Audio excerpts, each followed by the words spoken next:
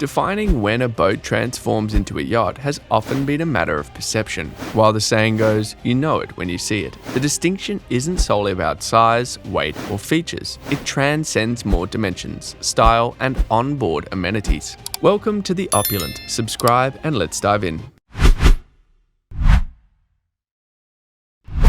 The annals of seafaring have been etched with perilous tales, where shipwrecks could reshape history's course. Interestingly, the roots of yachting diverge from their luxurious image, tracing back to vessels forged for practicality over pleasure. Around the 12th century, the White Ship, a swift craft shuttling Norman nobles between England and France, hints at an early incarnation of the royal yacht. Queen Elizabeth I's diminutive vessel, dubbed Rado Ride, likely birthed from Medina's shores, further adds to this nautical legacy. Yet, it's the Netherlands that cast the mold for yachting's concept and essence. Early yachts, Featherlight and Fleet, embarked on missions of import, ferrying vital figures or dispatches. Gradually, these maritime marvels transformed into exclusive havens of leisure, destined solely for pleasure's embrace. Today's yachts echo this historical evolution, where opulent vessels no longer serve mere necessity but embody the epitome of indulgence. From the White Ship to Elizabethan escapades, the journey of yachting courses through time, intertwining history, luxury, and a romanticized relationship with the open seas.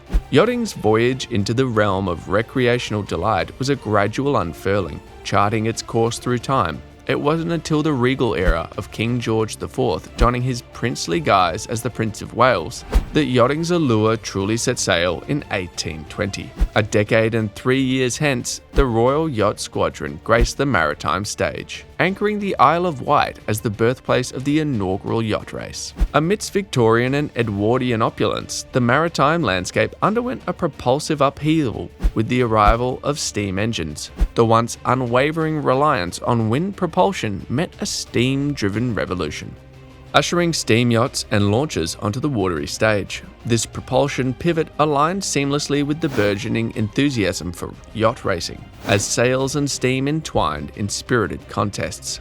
As the Industrial Revolution churned prosperity's tides, the gates of yachting widened, welcoming a wave of participants from varied walks of life. Within the pages of Dixon Kemp's timeless tomb, a manual of yacht and boat sailing, penned between 1878 and 1913, a portal to yachting's past unveils. Kemp's insight, a beacon from yesteryears, continue to resonate today, illuminated by the glow of technological prowess and shifting societal currents. The Maritime Chronicle marches to 1843, where steam's embrace engendered a majestic transformation. From the slipways emerged the 225-foot Victoria and Albert, Britain's inaugural royal steam yacht, eclipsing its sail-driven predecessor Royal George. Eclipsing the horizon, another saga unfolded, with the affluent script of Commodore Cornelius Vanderbilt. His opulent 276-foot North Star, christened in 1853, set forth on a European odyssey, tracing a maritime tapestry that still weaves across super yacht routes today. The steam-powered Overture starred paddle wheels as protagonists until the 1880s, when the rise of screw propellers rewrote the maritime history. The stage set by Kemp's revelation and steam's symphony converged, composing a yachting saga that sailed through the currents of time, making waves that ripple into our modern maritime horizon. A maritime arms race unfurled, echoing with the names of American aristocracy: Astors, Vanderbilts, Goulds, Morgans, Bennetts, and Hearsts. A constellation of wealth vied to craft the grandest and most opulent yachts, a contest that unfurled like billowing sails across the waves. This spirited pursuit birthed a flotilla of splendor, propelling the waters into a spectacle of luxury and excess. The epoch of 1893 ushered forth the Valiant, a colossal 322-foot Titan, its twin screws a testament to Vanderbilt's audacious dreams. Camel Laird's shipyard in Wirral birthed this maritime marvel, cementing the Valiant's place as a trailblazer in propulsion innovation. A decade later, the Symphony of Progress played on, orchestrated by Alexander Stevens and Son of Linthouse. From their skilled hands emerged the Emerald, a steam turbine masterpiece, casting its turbines across the Atlantic in a pioneering voyage of marvel and marvel. The grandeur was not measured merely in size, but in strides of human ingenuity. The Emerald, at 203 feet, etched its name into history as the first steam turbine vessel to traverse the Atlantic. It was not the behemoth of its time, but its legacy echoed far beyond its dimensions, resonating as a harbinger of technological triumph. Amidst the tumultuous backdrop of the interwar period and the aftermath of global conflict, the realm of yachting navigated through challenging waters. While unveiling remarkable innovations, the echoes of World War I reverberated across continents, casting shadows of economic downturn and post-war depression.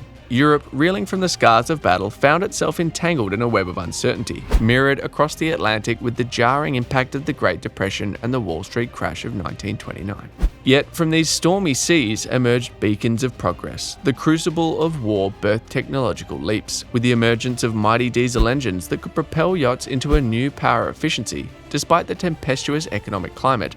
A few steadfast visionaries dared to challenge the tides, birthing diesel-powered yachts that defied the prevailing currents. Among these daring endeavors stood the resplendent Pioneer, a 168-foot masterpiece, crafted by Camper and Nicholson. Commissioned by Paris Singer, a luminary of the 1920s and heir to the Singer sewing machine empire, the Pioneer epitomized the synthesis of luxury and ingenuity. In an epoch marked by adversity and transformation, these diesel-powered pioneers charted a course into uncharted waters, setting the stage for a new era of yachting evolution. In the dynamic expanse between the world wars, monumental yachts cast their opulent shadows across the maritime horizon. Among these titans stood the resplendent Delphine, a grandeur masterpiece, commissioned by Horace Dodge. Though fate claimed Horace Dodge before its completion in 1921, the torch of luxury and legacy passed to his widow Anna and her kin. The magnificent Delphine stretched a majestic 257.7 feet, boasted the distinction of being the longest vessel navigating the Welland Canal locks. Post-World War II, winds of transformation swept through the realm of yacht ownership and registration, reshaping its contours. The tapestry woven by the 1938 edition of Lloyd's Register of Yachts, adorned with 118 vessels surpassing 500 tons Thames measurement, found itself rewoven in 1959.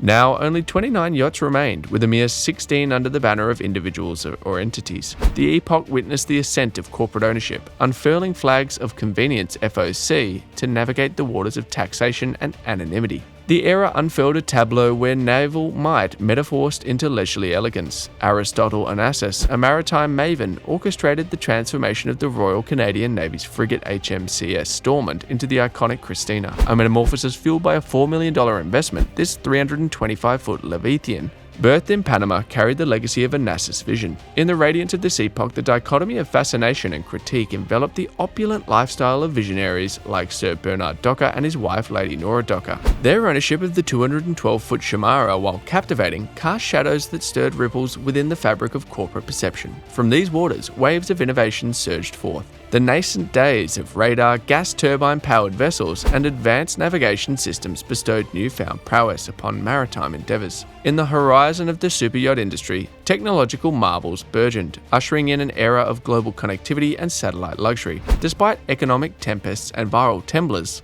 the superyacht industry charted a course of resilience. Amid the current of 2008's economic slowdown and the COVID-19 pandemic, the industry stood unwavering, an exemplar of adaptability and progress. The symphony of sale and purchase brokerage and charter brokerage crescendoed, orchestrating a tale of endurance and triumph in the ever-evolving maritime narrative. Thank you for watching. Follow for more.